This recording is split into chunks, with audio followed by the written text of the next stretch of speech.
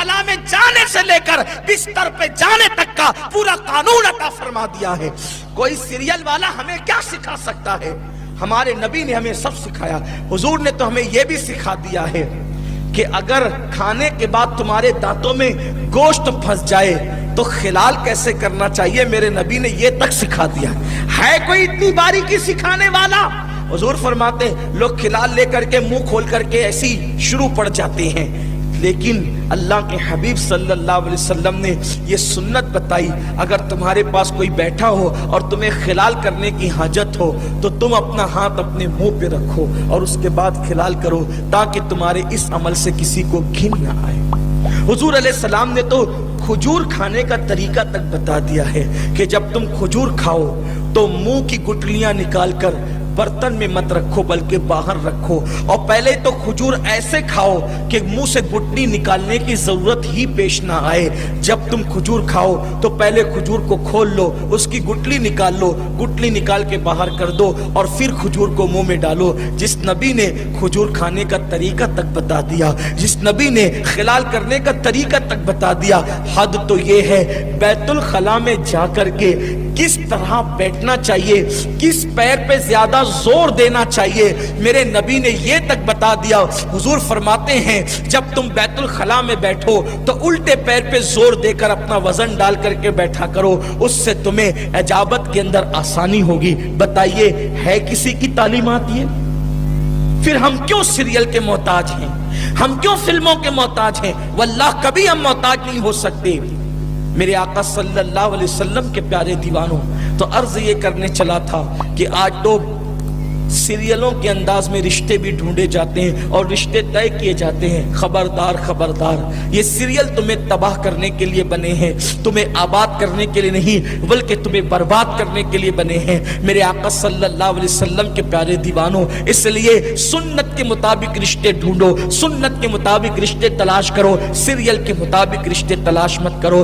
بلکہ اب تو وہ نوجوان لڑکے اور لڑکیاں گویا کے گھر والوں پہ احسان کرتے ہیں جو اپنے ماں باپ کو کہتے ہیں کہ تم ڈھونڈو ہم پسند کر لیں گے۔ اب تو حال یہ ہے 17-18 سال کے لڑکے آ کر کے کہتے ہیں آپ کو پریشان ہونے کی ضرورت نہیں ہے، ابو جی آپ کو پریشان ہونے کی ضرورت نہیں ہے، امی جان آپ کو پریشان ہونے کی ضرورت نہیں ہے، آپ ڈھونڈتے پھرتے پریشان ہوتے، ہم نے آپ کا کام ہلکا کر دیا، ہم خود پسند کر چکے ہیں۔ اب آپ کو پسند ہو یا نہ ہو، فیصلہ تو ہم کر چکے کہ شادی تو وہیں ہوگی جہاں ہم چاہتے ہیں۔ لیکن میں اپنے نوجوانوں سے کہتا ہوں، میری قوم کے جوانوں، یاد رکھنا آپ تجربات میں اتنے پکے نہیں ہیں جتنے آپ کی امی اور ابا پکے ہیں، جتنے آپ کے دادی دادا پکے ہیں۔ اس لیے جن لوگوں نے بڑوں کے مشورے سے اپنی زندگی کا ساتھی ڈھونڈا وہ ہمیشہ خوش رہتے ہیں، اور جن لوگوں نے اپنی مرضی کے مطابق ساتھی ڈھونڈا وہ ہمیشہ پریشان رہتے ہیں۔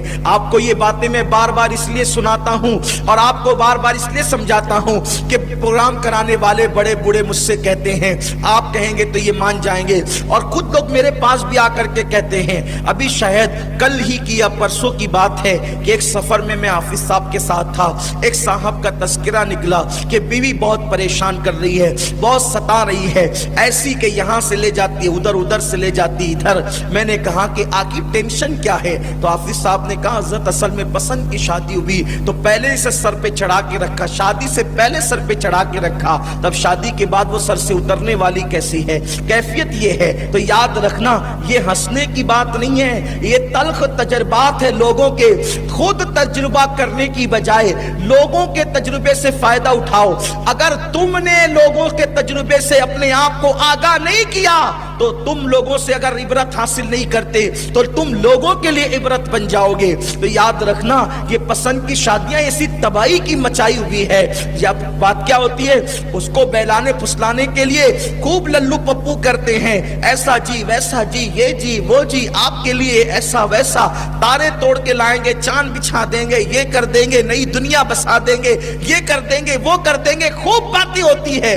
اب جب وہ سر پہ چڑھ گئی یا وہ سر پہ چڑھ گیا تو اب شادی اگر ہو بھی گئی تو نبھا بڑا مشکل ہوتا ہے، اس لیے کہ قرآن کہتا ہے الرجال قوامون علی النساء کہ مرد عورتوں پہ حاکم ہے۔ جب اس کو پہلے سے جی حضوری کی عادت پڑ گئی تو پھر وہ اب شادی کے بعد آپ کی سننے والی کب ہے؟ میرے آقا صلی اللہ علیہ وسلم کے پیارے دیوانوں، یہ بات بھی یاد رکھیں، اللہ کے رسول صلی اللہ علیہ وسلم فرماتے ہیں بیوی کے ساتھ اس میں سلوک کرو، لیکن جو اپنی بیوی کا غلام بن جائے اللہ اس کے رسول نے اس پہ لعنت فرمائی ہے۔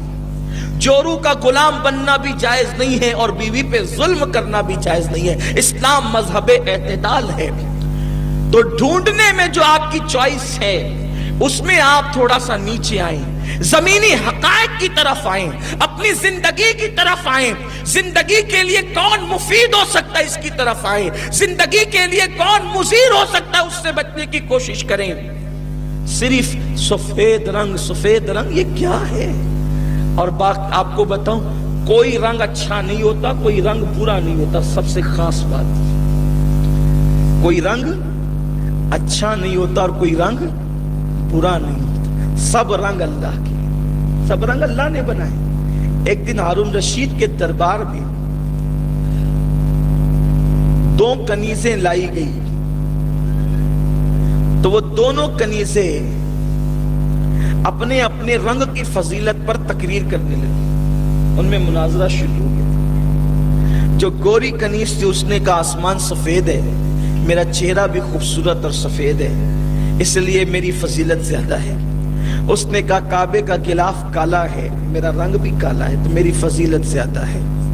اس طریقے سے باتیں ہوتی گئی، آخری میں جو کالے رنگ کی کنیز تھی اس نے کہا سنو، اگر میں آپ کا سفید رنگ، توجہ، اگر آپ کا سفید رنگ میرے کالے رنگ پر تھوڑا سا ڈال دیا جائے تو لوگ کہیں گے کہ اس کو سفید داغ ہو گیا اور لوگ مجھ سے نفرت کریں گے، لیکن اگر میرا کالا رنگ اٹھا کر آپ کے چہرے پہ تھوڑا سا لگا دیا جائے تو لوگ کہیں گے کہ یہ تل کتنا خوبصورت لگ رہا ہے۔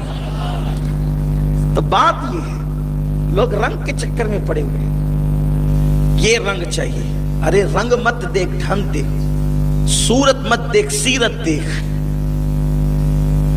آپ نے نہیں سنا حضرت رابعہ بصری، قد چھوٹا ہے، رنگ سانولا ہے، لیکن کردار کیا ہے کہ حج کے لیے جاتی ہے تو کعبہ استقبال کے لیے آتا ہے، کعبہ استقبال کے لیے آتا ہے، اور پھر وہ کعبے سے مخاطب ہو کے کہتی ہے اے کعبہ تو کیوں آ گیا؟ میں تجھے دیکھنے نہیں بلکہ میں تو تیرے رب کا دیدار کرنے آئی۔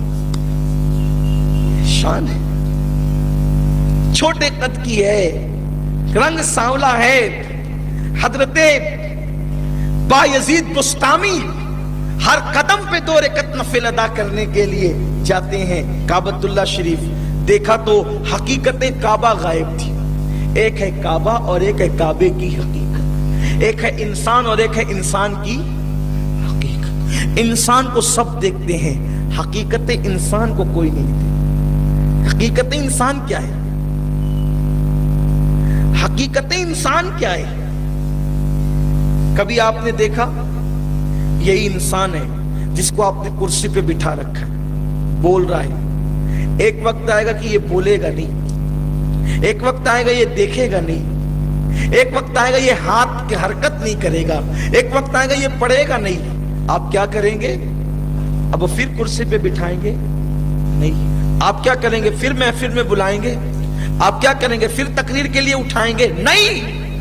جس دن یہ بولنا بند کر دے گا جنازے میں رکھ کے شعر خاموشہ لے جائیں گے۔ ارے آنکھیں ہیں، ناک ہے، کان ہے، زبان ہے، ہاتھ ہے، کچھ بھی تو ختم نہیں ہوا۔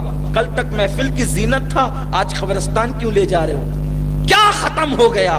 بس سب تو ہے، سر سے لے کر پیر تک سارے اعضاء موجود ہے، جب کچھ گیا نہیں تو اس کو قبرستان کیوں لے جا رہے ہو؟ تو لوگ کہیں گے آدمی تو ہے، حقیقت آدمیت چلی گئی۔